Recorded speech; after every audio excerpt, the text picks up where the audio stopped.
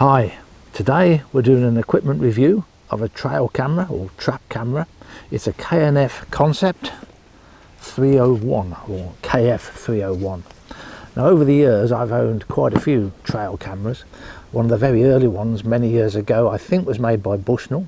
It was a huge thing, very rectangular shaped, very sort of square edged like a box, and it had 8 AA batteries in it and it was quite heavy, and it only took black and white images, didn't do video, and that lasted me quite a few years. And I think in the end the switches went, so you could no longer change any of the settings or review your pictures or anything, so they got thrown away, and I've replaced it with a number of different ones since. One's been stolen, one just packed up, the electronics just died on me eventually. Currently I've got 2 Brownings which I've been using for the last few years. One of these, the locker's gone on it. This one's okay, it's the other one, and I can only close this Browning by putting a big thick elastic band around it to keep it waterproof. But one of the things I always feel about trail cameras is they've got smaller and far more compact, and some of them now only take 4 AA batteries instead of 8. But the specification has gone through the roof. They're taking much better pictures, their colour. Some of the video now is 4K video. You can get a 4K one for less than £100, and the resolution of the stills pictures is much higher. But I've really never been interested in the quality of the pictures. I'm not taking these pictures to keep them, I just take them to identify what it is that's there. And once I've identified it, the pictures are deleted. So I've always wondered about the specification, and I would like to try a 4K one. There are some you can pay over £300 for, and I'd like to try one of those just to see what the quality is like. Overall, with trail cameras in general, it's one of those industries where I think they exaggerate the spec. So when they say it's 4K, is it really 4K, or is it interpolated to make the files larger? And what's the quality of the lens like? It's okay being 4K, but if the lens is a bit of plastic, it's still not going to be very good. So I'd like to try it, but generally speaking, I'm not interested in the quality of the pictures. Just want to be able to identify things. And when you put a trail camera out, you're always taking a risk of it being stolen. I say that's happened to me once so far. Generally speaking, if you put a camera up at dusk and you go and collect it again at dawn, the chances of it being stolen are pretty slim. There's not many people walking about in the countryside in the middle of the night. But if you're going to leave it out for several days, which is what happened when the one that got stolen went missing, there's always a chance it's going to be pinched. So do I want a £300 camera out there being risked? Well, they are now much cheaper. There are a lot of cheaper models on the market. And I noticed on the K&F website, which I'll put in the description of the video, just below the video, they're now doing these KF-301s. You can buy a pair of them for just under £72, so just under £36 each. And that's of more interest to me than the high quality. It's not going to be high quality on this, but it's high definition video, and it takes stills pictures. They say it's a 16 meg. So I was tempted to buy a pair, but instead K&F Concept have sent me this one for me to do a review of, and I can get to keep it as long as I post a review on YouTube. So that's why I'm doing the review. The reason I need several of them is once you decide you're going to put a trail camera out, I often find I want several. A badger set can be 50-60 meters long along a bank. The main set here, which is about half a mile from where I'm sitting, is a very long set. And if you want to know if you've got cubs there this spring, you put this camera up just covering 2 or 3 of the holes. You've got to do it for several nights because the badger cubs could be coming out much further along the bank. So I often find when I'm setting my trail camera up, I actually want 2 or 3 set up at the same time, or even 4 would be ideal. So I've now got the 2 Brownings and this one, so that will probably do me for a short time. But really, I say you do need more than one camera if you're really trying to find something specific, because you haven't got forever to do it. You want to do it relatively quickly. So let's take a look at it. It's slightly smaller than the Browning that I'm using currently, much lighter, and it only takes 4 AA batteries. Like all of them today, it's this high density plastic, and it's amazing how many of them there are on the market and how similar they all look, and how many of them are just a generic brand which they put their own name on. I don't know, but it's very simple in its engineering. It's not over engineered. We don't even have a cover over the batteries, which for me is not a problem. It's all about keeping the cost down. The less extras in there, the cheaper these things become, and that's what I'm really interested in. So it's a plastic case. You do have a rubber seal around there, so when it's closed it is waterproof. The screen is actually quite bright. It's a small screen, but again, I don't need a large screen. It takes SD cards or SDHC cards, so I've put a very slow, low spec one in there. It doesn't need to be fast. It can be up to 32 meg. It won't recognise larger than 32 meg according to the instructions.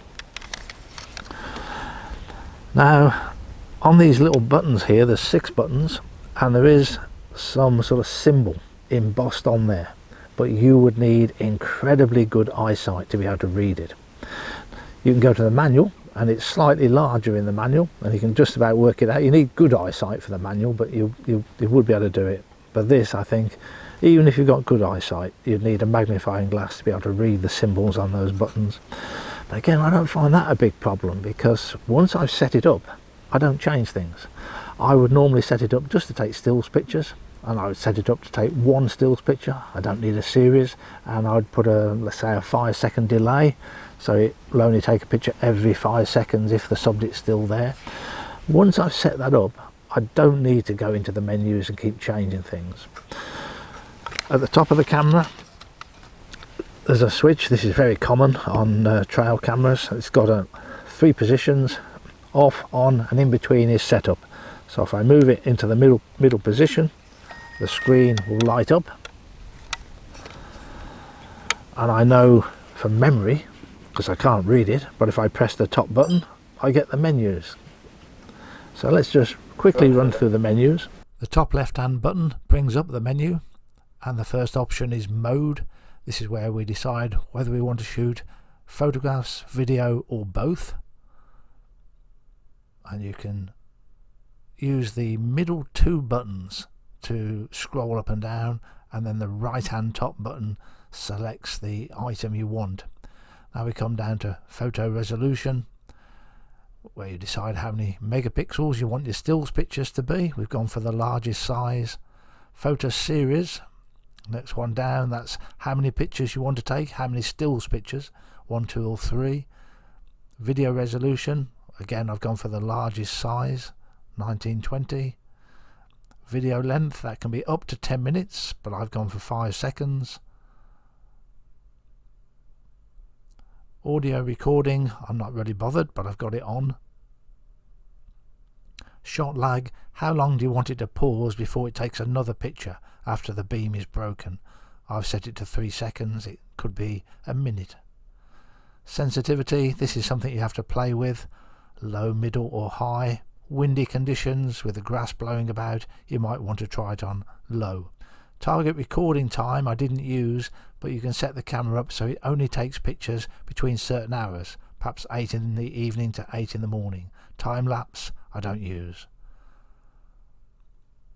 Language, you can set various languages. Time and date, that's important.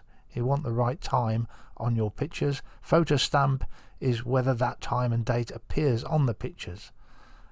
Don't use password protection. I do like the beep sound to be on, and this is really, once I've set the camera up, the only option I use is to format the memory card, which I do every time I put the camera out. The serial number of the camera, and you can reset all your settings to default. The version number of the software, and then back to the beginning. On the bottom of the camera there's a tripod screw hole there. That'll be a 1/4 Whitworth for putting it on top of a tripod if you wanted to. There's also a USB socket, the cable that comes with it, so you could plug it into your computer, so you'd be able to look at the pictures that way. I wouldn't normally do that, I'd just be taking the SD card out. and putting that into a card reader. You could also get an external power supply for it. It's a 6-volt power supply you'd need, and there's a plug underneath here where you can plug it into, so you run it for longer.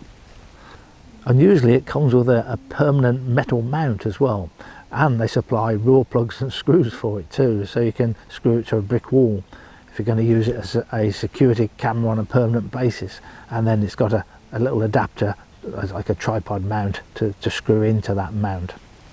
The lens is in the middle, the sensor is down the bottom here. I think it's an 80-degree sensor, so it's picking things up from 80 degrees from the camera. And then the bit around here is the LED light that's sent out to expose the picture. And you get trail cameras that come in no glow or low glow, and I think you'd count this one as low glow. So there is a red glow comes up when the beam is broken on here and the picture's been taken, and that could disturb the wildlife, but it is a very low red glow, and it didn't seem to be affecting the foxes that I was using this for when I was trialing it. On the back of the camera there's a couple of sort of loops here, and the belt that comes with it threads through there very nicely, which then allows you to attach it to a tree.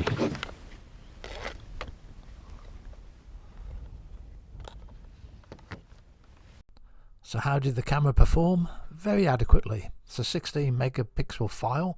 In the daylight you get colour, you don't have a night.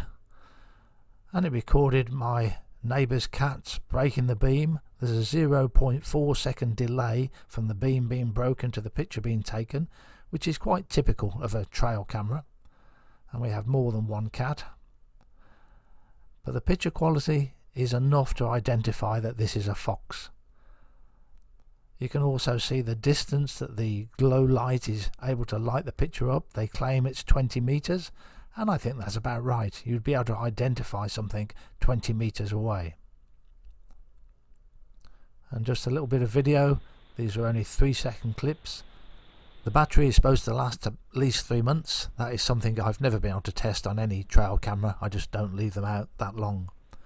Overall, I was very happy with the quality of the pictures I was getting, and my main point is I would rather have 3 or 4 of these cheaper cameras than one expensive camera that has features on it and quality of images that I just don't need. Thanks for watching.